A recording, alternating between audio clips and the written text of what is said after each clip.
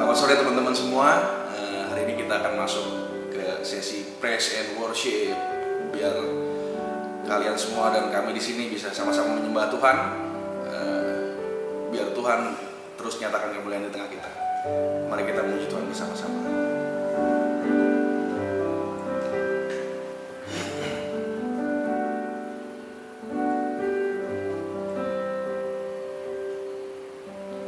Syukur untuk setiap rencanamu dan rancanganmu yang mulia. Dalam satu tubuh kami bersatu, menjadi duta kerajaanmu. Ucapkan berkat atas Indonesia, biar kemuliaan Tuhan akan nyata.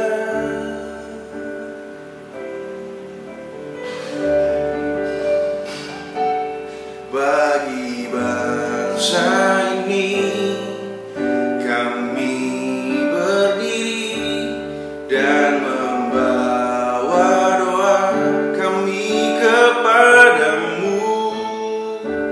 Sesuatu yang besar pasti terjadi dan mengubahkan negeri kami.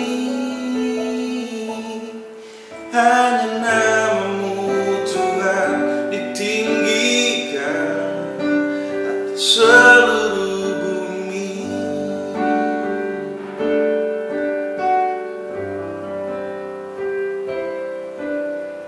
Kami rindu melihat Indonesia pulih dari semua problema, hidup dalam jalan kebenaranmu, pancarkan terang kemuliaanmu. Ucapkan berkat atas Indonesia, biar kemuliaan Tuhan akan nyata. Bagi bangsa ini kami berdiri dan membawa doa kami kepadamu. Sesuatu yang besar pasti terjadi dan mengubahkan negeri kami. Hanya namamu Tuhan ditinggikan atas seluruh bumi.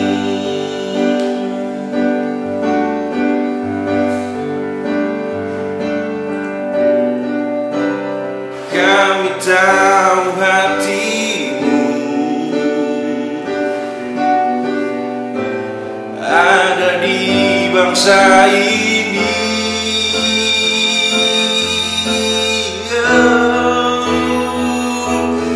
Bagi bangsa ini kami berdiri dan membawa doa kami kepadamu.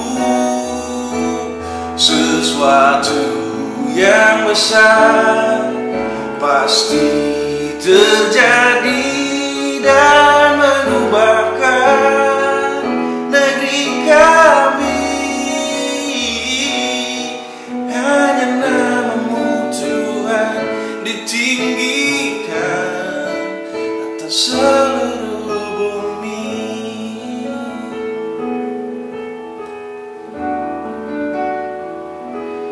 Bagi bangsa ini kami berdiri bawa doa kami kepadamu, sesuatu yang besar pasti terjadi dan mengubahkan negeri kami. Hanya namamu Tuhan ditinggikan, hanya namamu Tuhan ditinggikan, hanya namamu Tuhan ditinggikan atas seluruh bumi.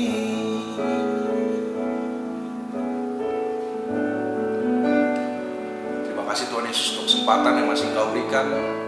Walaupun di tengah-tengah lagi COVID-19 ini Tuhan, kami masih bisa tetap memuji dan menyembah Engkau. Terima kasih untuk kesempatan yang Engkau masih berikan, walaupun kami mesti beribadah secara online, tapi Tuhan tetap ada di dalam kita semua.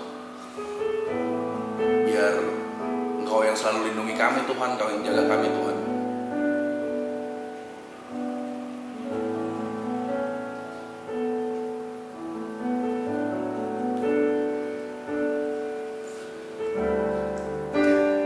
Tiada pernah ku ragukan kasih setiamu ya Tuhan.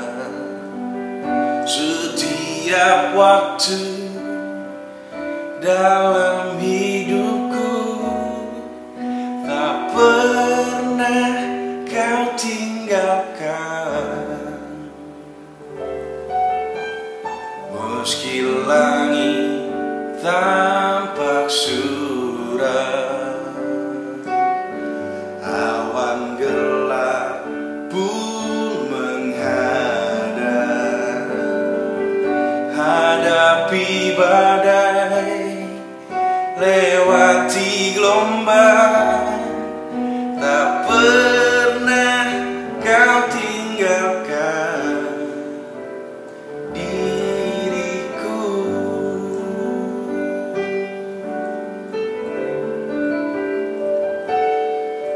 Walau seribu rebah di sisiku, Kau tetaplah Allah penolongku. Walau 10.000 rebah di kananku, takkan ku goyah, sebab Yesus sertaku.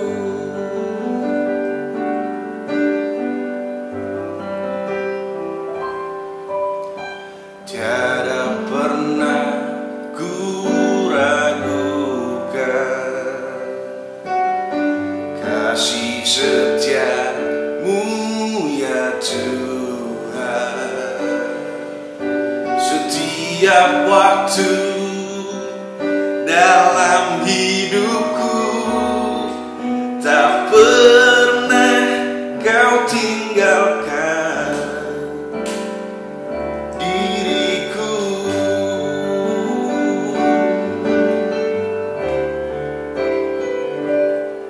Walau 1000 rebah di sisiku, Kau tetaplah Allah penolongku. Walau 10.000 rebah di kananku, takkan ku goyah, sebab Yesus sertaku. Walau 1000 rebah di sisiku, Kau tetaplah Allah penolongku. Walau 10.000 rebah di kananku, takkan ku goyah, sebab Yesus sertaku.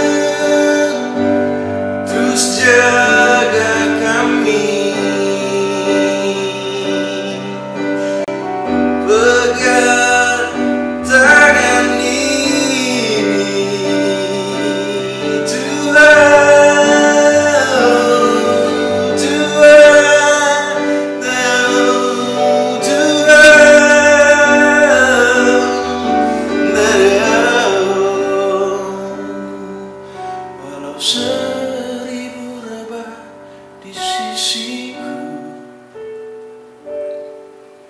Kau tetaplah Allah penolongku. Walau 10.000 rebah di kananku, takkan ku goyah, sebab Yesus sertaku. Walau 1000 rebah di sisiku, Yesus, Kau tetaplah Allah penolongku. Walau 10.000 rebah di kananku, takkan ku goyah, sebab Yesus sertaku. Takkan ku goyah, sebab Yesus sertaku. Takkan ku goyah, sebab Yesus sertaku.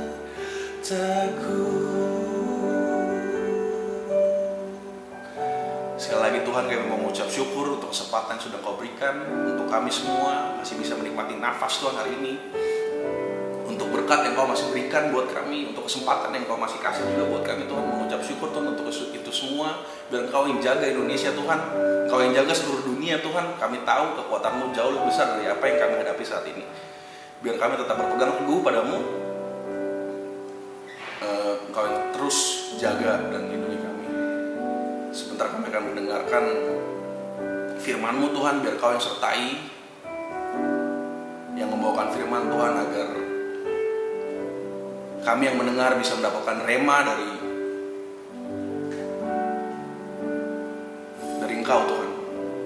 Terima kasih Yesus untuk kesempatan ini.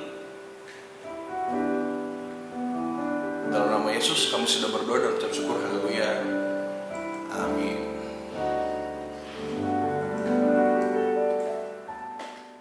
Mari kita berdoa. Kami bersyukur, berterima kasih buat anugerah Tuhan bagi kami. Sekarang kami akan mendengarkan firman Tuhan. Terima kasih Tuhan buat berkat-Mu bagi kami. Kami bisa beribadah pada hari ini meskipun kami di rumah masing-masing. Biarlah Tuhan memberkati peribadatan Anchor pada hari ini. Engkau hadir menjamah kami semua dimanapun kami berada, menyatakan isi hati-Mu bagi kami, sehingga kami bisa belajar firman Tuhan, mengerti kehendak Tuhan, dan melakukannya dalam hidup kami. Bersabdalah ya Allah, kami siap mendengarkan Engkau berbicara demi nama Yesus. Haleluya. Amin. Shalom semua anak-anak Anchor dimanapun berada. Ini minggu ketiga ya, sejak Presiden Jokowi menyatakan kita semua sekolah dari rumah, kerja dari rumah, ibadah dari rumah. Banyak di antara kita yang sudah bosan mungkin, udah nggak tahu lagi mau gimana, karena ya kondisi ini, kerja dari rumah, sekolah dari rumah, dua pertama itu mungkin mudah diterima, bahkan beberapa orang senang, gabut gitu ya. Jadi dia di rumah aja tapi tetap gajinya jalan. Tapi yang ketiga itu penuh perdebatan, yang soal ibadah dari rumah. Tapi terlepas dari perdebatan-perdebatan itu, ini membuat keagamaan, religiusitas masuk dalam proses diskusi dan dialektika. Apa gunanya agama selama ini? Apa gunanya ritual ibadah selama ini? Apa gunanya tempat ibadah selama ini? Bukan tidak berguna, tapi membuat kita bertanya-tanya. Selama ini sudah banyak orang sebenarnya mempertanyakannya. Yang mempertanyakan itu bukan komunis, bukan juga ateis, tapi lebih kepada fungsinya. Orang bertanya, apa sih guna gedung dibikin besar-besar, tempat peribadatan dibuat megah-megah, apa? Jadi bukan soal percaya apa tidak percaya, tapi mereka mempertanyakan apa kegunaan gereja, apa kegunaan agama, apa dampaknya bagi kehidupan kemanusiaan. Secara khusus karena kita orang Kristen, kita bertanya, apa sih gunanya gereja? Di Eropa, gereja sudah sejak lama ditinggalkan. Di Amerika juga di beberapa tempat ya, jadi gereja-gereja, gedung-gedung gereja yang lama, gedung-gedung gereja yang tua, itu sepi. Kakak berapa kali hadir di ibadah-ibadah gereja-gereja yang kuno itu di London, di Paris, di Toulouse, di mana lagi ya, di Montreal, di Kanada. Kita datang ke gereja-gereja yang besar yang berusia ratusan tahun, itu pas hari peribadatannya sepi. Tapi setelah itu pas waktu dikunjungi wisatawan ramai, orang berfoto, orang selfie, jadi museum. Tapi secara fungsinya dia sebagai rumah ibadah sepi. Jadi gereja sudah lama ditinggalkan orang di Eropa. Nah, bagaimana dengan kita di Indonesia? COVID-19 ini memaksa kita, termasuk orang di seluruh dunia, untuk bertanya, untuk masuk ke dalam kontemplasi, merenung. Apa gereja selama ini sudah menjalankan fungsinya? Ataukah dia sudah tidak berfungsi lagi? Masih jadi garam atau sudah nggak asin lagi? Karena kalau tidak asin lagi, menurut Alkitab tidak ada gunanya selain dibuang dan diinjak orang. Orang mungkin bilang gini, kakak bisa aja. Masa sih gereja bisa bubar? Masa sih gereja bisa nggak ada gunanya, bisa mati? Kan gereja tubuh Kristus. Gereja penuh kuasa Roh Kudus. Kok bisa mati? Ya, kalau dari sudut pandang itu betul ya. Secara prinsip gereja tidak akan pernah mati. Tapi coba kita lihat dari sisi pandang yang lain. Apa sih gereja itu? Siapa sih saudara gereja itu? Manusianya. Sistem, gedung, dan lain-lain dibangun oleh manusianya. Jadi gereja pada prakteknya bukan hanya lembaga ilahi, tapi juga dia lembaga insani. Ada insan-insan di dalamnya, ada manusia di dalamnya yang membuat itu bergerak. Karena itu gereja juga bisa salah. Gereja juga bisa keliru. Gereja bisa gagal. Bahkan gereja juga bisa mati. Bisa bubar. Bisa habis. Karena tadi dia juga adalah lembaga insani. Beberapa mungkin bertanya, masa sih kak? Contohnya apa? Oh, ada banyak. Ada banyak gereja yang 10 tahun lalu ada, hari ini tidak ada lagi. Sudah tutup. Contoh yang lebih spektakuler, pada abad-abad kedua, ada gereja yang luar biasa di Tunisia. Tokohnya itu Tertullianus. Sekarang sudah nggak ada lagi. Di Turki setelahnya gereja luar biasa. Tokohnya namanya Athanasius. Sekarang nggak ada lagi. Di Aljazair dari tahun 350-an sampai 400-an awal, ada gereja yang luar biasa, punya sekolah teologi yang hebat, dan nama teolog yang terkenal itu Agustinus. Sekarang tidak ada lagi. 3 tempat yang kak sebutkan tadi itu terkenal luar biasa pada zamannya. Tokoh-tokoh yang kak sebutkan tadi adalah tokoh-tokoh bapak gereja yang menaruh pondasi dasar dalam keimanan orang Kristen, dan sampai sekarang ajarannya masih terus dipakai. Jadi orang-orang hebat. Tapi setelah mereka pergi, setelah mereka meninggal, gereja itu diteruskan. Maka ada momen ketika akhirnya itu tidak ada lagi. Hari-hari ini tidak ada lagi gereja itu. Apa penyebabnya? Macam-macam. Ada penyebab eksternal, ada penyebab internal.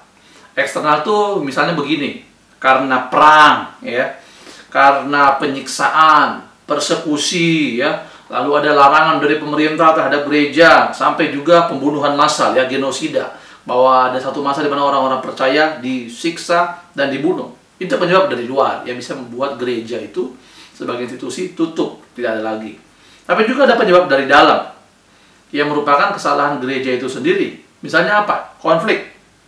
Kita tahu ada banyak gereja yang konflik. Itu jadi penyebab. Lalu gereja itu hidup untuk dirinya sendiri.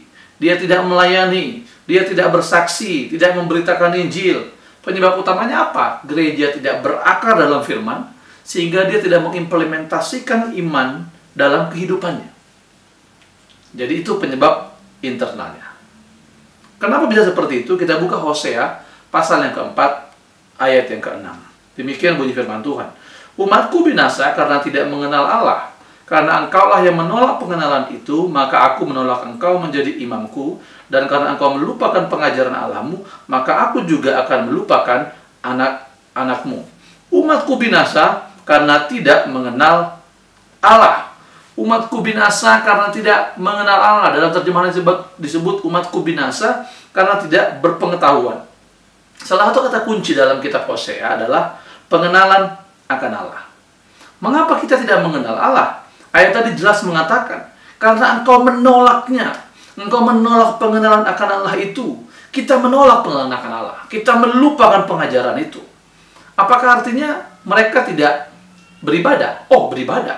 Mereka orang-orang yang beribadah. Lihat ya, Hosea 5 ayat 6. Dia bilang begini, dengan korban kambing domba dan lembu sapinya, mereka akan pergi mencari Tuhan, tapi tidak akan menjumpai Dia. So, mereka melakukan peribadatan.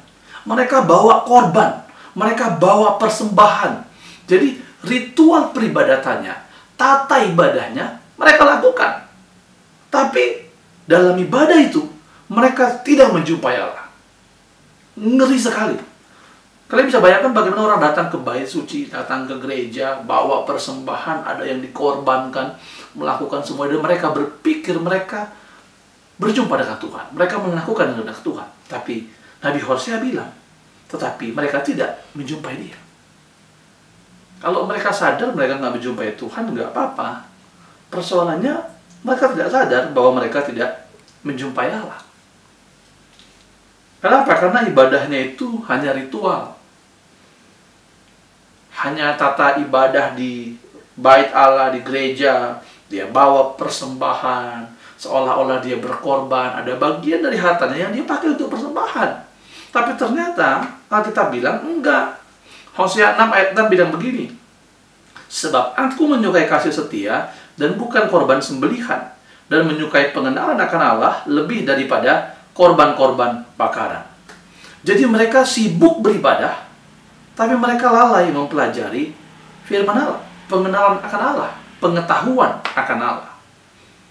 Memang betul saat kitab ini ditulis, tuh Hosea itu mengkritisi para imam, para pemimpin agama, ya, yang dianggap tidak mau mempelajari firman Allah.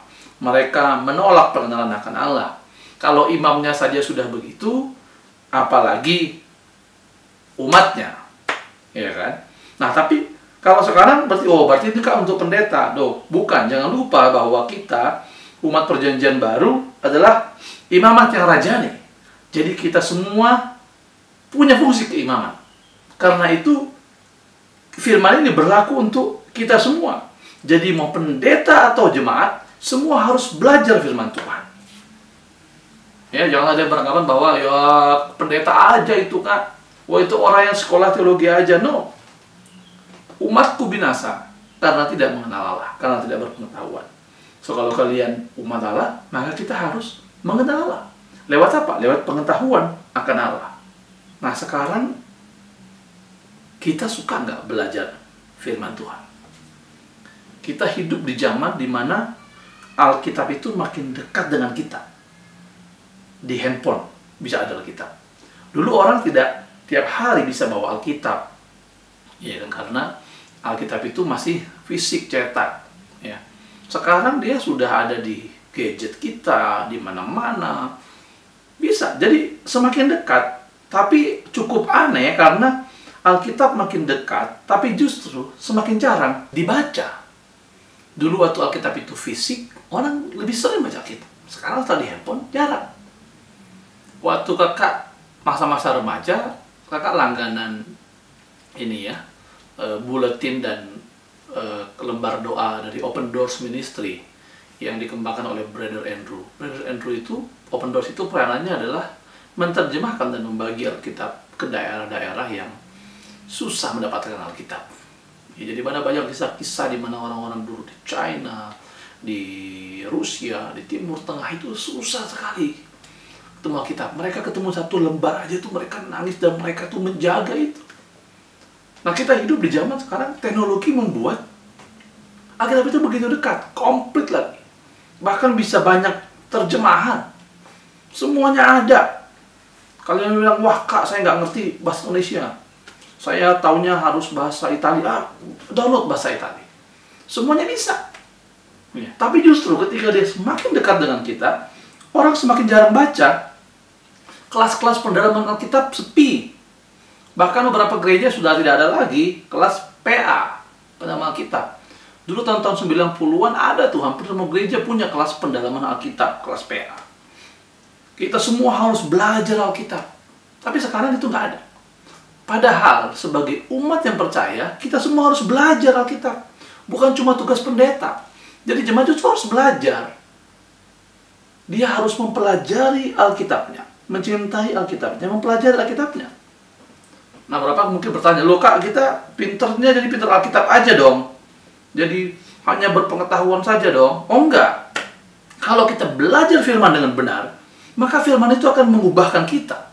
Kenapa? Sebab firman itu bukan cuma teks, tapi dia adalah firman Allah yang hidup. Jadi kalau orang mempelajari firman Tuhan dengan benar, hidupnya pasti berubah. Firman itu pasti akan mengubahkan dia, pasti akan memberikan dampak terhadap hidupnya. Kalau ada orang, wah dia ngerti firman, bisa ngomong firman, tapi hidupnya nggak berubah. Berarti firman itu tidak bisa menjadi hidup dalam dirinya. Ya, karena itu pengenalan dimaksud di sini adalah bahwa pengetahuan kita ngerti, tapi firman itu mengubahkan hidup kita. Karena dia firman yang hidup, dia punya kuasa. Nah, itulah gereja yang waktu itu dikritik oleh Hosea, dan harusnya itu yang kita renungkan hari ini. Persoalannya gereja itu siapa? Gedung, oke. Tapi yang sekolah minggu lama kan bilang gitu kan. Gereja bukanlah gedungnya dan juga bukan menaranya. Bukalah pintunya, lihat di dalamnya. Gereja adalah orangnya. So, gereja adalah orang-orang yang di dalamnya. Ya, maka saya bilang di awal, dia lembaga yang insani juga. Karena tergantung insan-insan yang di dalamnya. Nah, pertanyaan untuk kita semua, bukan cuma lembaga gereja, tapi kita sebagai pribadi, bagaimanakah kita hidup sebagai gereja?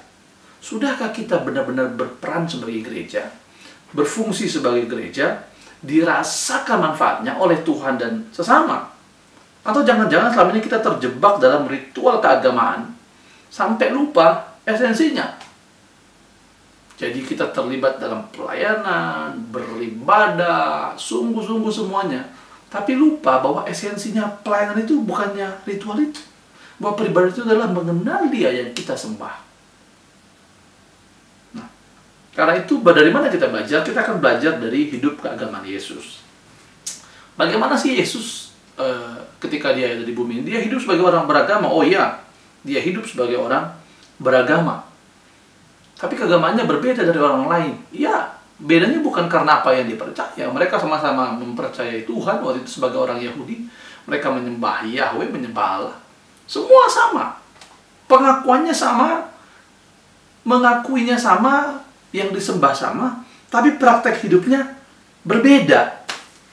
Kenapa? Karena banyak orang menunjukkan identitas agamanya melalui busana dan penampilannya. Ya. Dalam Matius 23 ayat 5, Yesus bilang bahwa mereka pakai jubah panjang-panjang supaya orang lihat mereka orang yang beragama, ya. Sama sekarang ada orang-orang yang juga menggunakan ornamen-ornamen keagamaan, ya. Pakai kalung, salib, ya kan. Ada tatonya ini ya, cawan perjamuan gitu ya. Lalu pakai baju juga, baju rohani, ayat dari mulai Kejadian sampai Wahyu di belakang. Wah, komplit semuanya. Semua pakai begitu. Nggak salah. Tapi yang salahnya apa tadi? Supaya dilihat orang. Dalam Matius 6 ayat 5, Yesus mengecam ahli Taurat dan orang-orang Farisi yang suka berdoa di jalan-jalan supaya dilihat orang. Ya, diulang terus sama Tuhan Yesus, supaya dilihat orang, beri sedekah, memberi persembahan, supaya dilihat dan dipuji orang. Yesus tampil beda. Dia bagikan hidupnya. So, persoalannya bukan kegiatannya itu ya, tapi motivasinya mereka supaya dilihat orang. Nah, Yesus tampil beda. Dia bergaul sama orang berdosa, tapi dia tidak berbuat dosa. Orang-orang Farisi tidak mau bergaul sama para pendosa yang profesinya jelas orang tahu, wah itu perempuan tidak benar, ya kan? Yaitu pelacur, itu semua. Mereka tidak mau bersahabat sama itu karena itu orang berdosa. Padahal mereka juga melakukan dosa. Tapi Yesus beda. Dia datang, dia bergaul sama orang-orang berdosa. Tapi dia benci dosa, dia tidak berbuat dosa. Dia menginjili orang berdosa, menyelamatkan orang berdosa.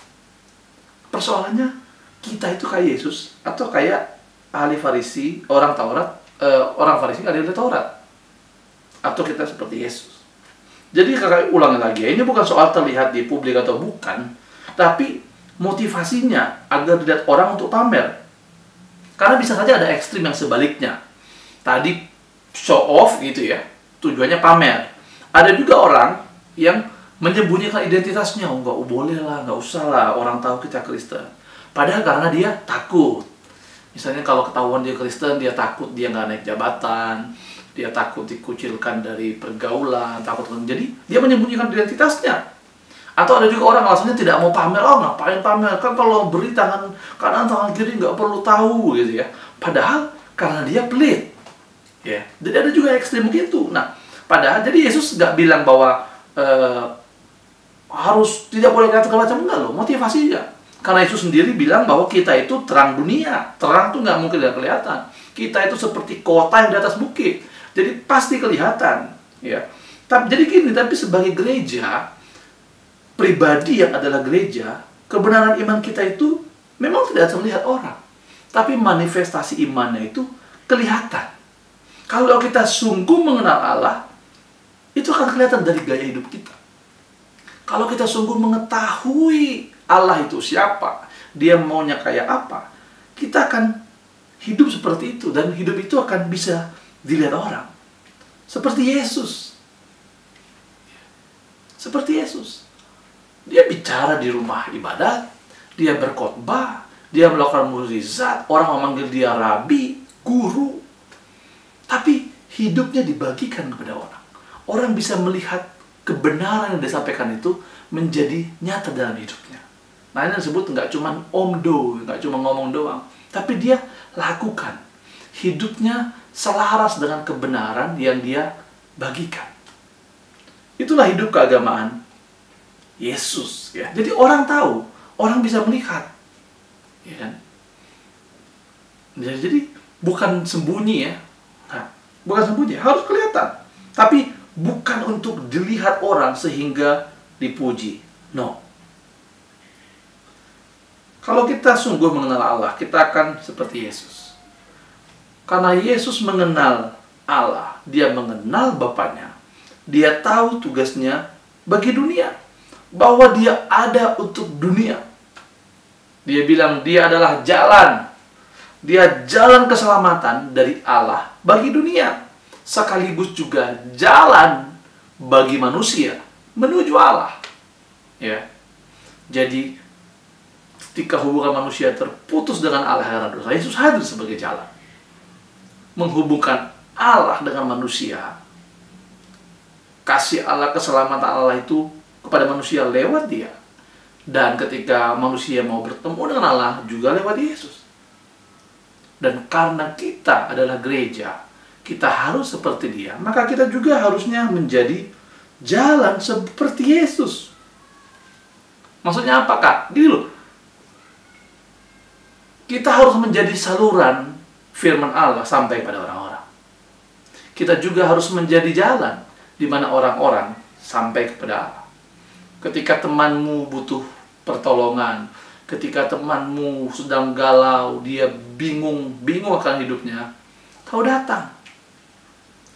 Ajak dia menyampaikan keluhannya kepada Tuhan. Menyampaikan doanya kepada Tuhan. Menjadi jalan dari dia kepada Allah. Ketika dia merasakan dampaknya, kau juga menjadi jalan dari Allah kepada dia. Sampaikan kebenaran kepada dia. Sampaikan firman kepada dia. Sampaikan pesan-pesan Tuhan, firman Tuhan kepada dia. Itulah Yesus. Dan kita juga harus seperti itu. Gereja harus menjadi tempat wahyu Allah. Kebenaran Allah dinyatakan. Jika dunia ini butuh suara, butuh petunjuk, gereja harus menjadi tempatnya.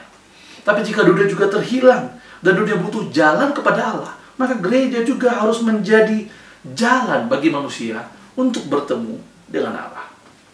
Hari-hari ini, ketika kita ada di tengah wabah Corona-19 ini jadi momen bagi kita untuk merenung, ya.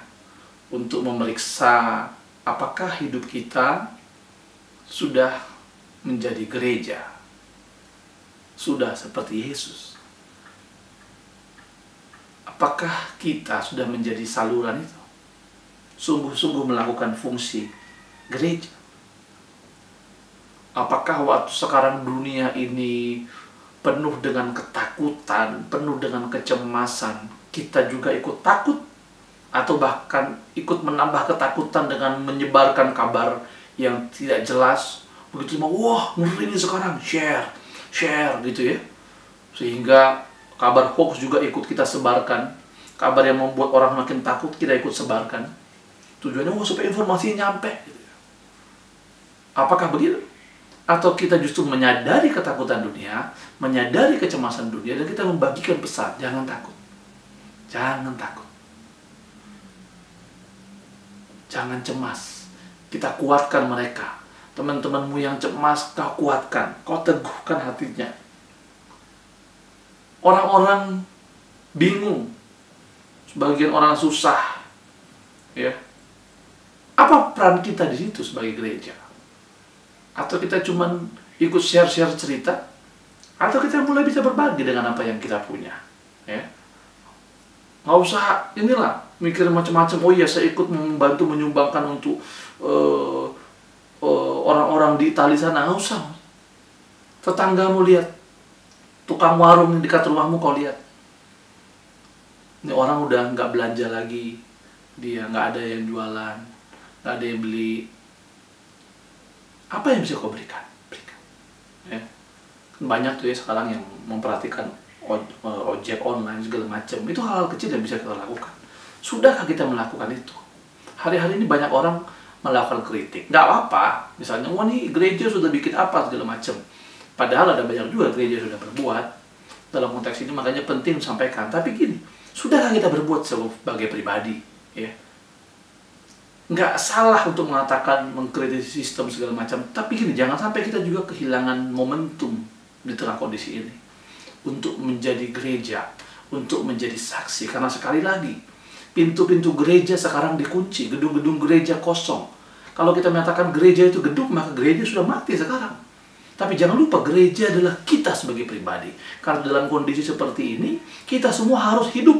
Kita harus ada di tengah masyarakat dengan tindakan kita yang hidup, berbagi kepada masyarakat, memberikan kasih kita kepada mereka, menguatkan mereka, meneguhkan mereka. Sehingga kalau orang ketemu kita tuh ya, orang ngobrol sama kita, teleponan, komunikasi waktu ada corona, mereka cemas begitu komunikasi sama kita, mereka tenang.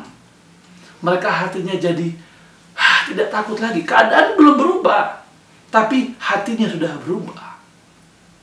Itu yang harus kita lakukan. Sehingga kita sungguh-sungguh menjadi gereja, bait Allah, di mana Allah berdiam di dalamnya. Hari ini, sore ini, firman ini menjadi perenungan bagi kita semua. Kakak ingin kita semua memeriksa diri kita. Sebelum peristiwa ini, bagaimana kita? Dan di tengah peristiwa ini, bagaimana kita? So, apa yang kita lakukan? Kita nggak tahu keadaan ini akan berjalan berapa lama. Kita semua berdoa, kita semua berharap supaya momen ini segera berlalu, segera usai. Tapi, entah kapan kita ada yang tahu. Yang perlu kita lakukan adalah apa yang kita buat di tengah kondisi ini. Karena mengajak kita semua untuk mari bergerak, ya, dengan apa yang kau punya, dengan apa yang kau punya. Kau pernah bilang bahwa perempuan janda itu dia memberikan 2 lap tie semua yang dia punya. So maksudnya dengan apa yang kau punya, mari bagikan di tengah kondisi saat ini, supaya orang melihat Kristus dalam dirimu. Orang bisa melihat, oh ini toh gereja. Jadi meskipun pintu-pintu gereja terkunci, meskipun gedung-gedung gereja kosong, gereja tetap hidup hari-hari ini. Kenapa? Karena saya gereja, kalian gereja, semua orang-orang percaya adalah gereja, dan kita hidup sama-sama, berbuat bersama-sama untuk dunia, untuk Indonesia, untuk daerah di mana kita tinggal, dan orang merasakan dampaknya, sama seperti Yesus yang hadir di bumi ini dan dirasakan dampaknya oleh dunia. Mari kita berdoa. Tuhan Yesus, terima kasih buat firman Tuhan hari ini bagi kami. Kami diingatkan kembali untuk tugas kami sebagai gereja, bahwa kami adalah gereja, bahwa kami adalah utusan Tuhan di bumi ini. Karena biarlah kami, terutama di tengah kondisi saat ini, sungguh-sungguh menjadi gereja, menjalankan tugas kami sebagai gereja Tuhan Yesus, menyampaikan pesan-pesan Tuhan kepada teman kami, kepada saudara kami, kepada kenalan kami, dan juga membawa mereka kepada Kristus, menjalankan fungsi kami sebagai gereja di muka bumi ini. Dan biarlah di tengah kondisi saat ini kami sungguh-sungguh menjadi gereja, Terima kasih buat momen ini, buat kesempatan ini, di mana ini terjadi semua ketika kami hidup, supaya kami mengerti pesan Tuhan di balik semua ini, supaya kami memahami apa yang harus kami lakukan dalam hidup kami dalam kondisi seperti ini. Mampukanlah kami semua Tuhan. Mau berdoa buat semua anak-anak Anchor dimanapun berada. Berkatilah kami dalam kondisi seperti ini. Buatlah kami bangkit sehingga kami bisa berpartisipasi sebagai gereja di tengah dunia yang saat ini, Tuhan. Terima kasih Tuhan, Namamu sudah selesai berbicara. Biar Engkau meteraikan kebenaran ini dalam hati setiap kami. Kami berdoa mengucap syukur, berterima kasih. Haleluya. Amin.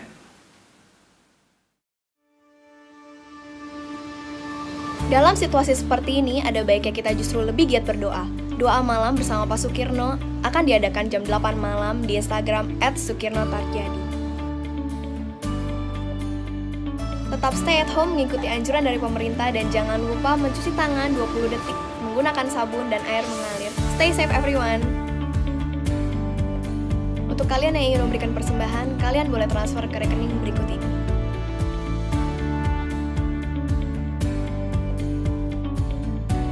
Kami mengucapkan selamat ulang tahun bagi teman-teman yang berulang tahun di minggu ini. Panjang umur, sehat selalu, Tuhan Yesus memberkati. Hai Anchor, selamat hari Minggu. Ada beberapa pengumuman untuk kalian pada minggu ini. Yang pertama, Next Anchor akan diadakan pada tanggal 19 April 2020. Untuk info lebih lanjut, kalian harus cek Line, Instagram, dan YouTube @anchoryouthid.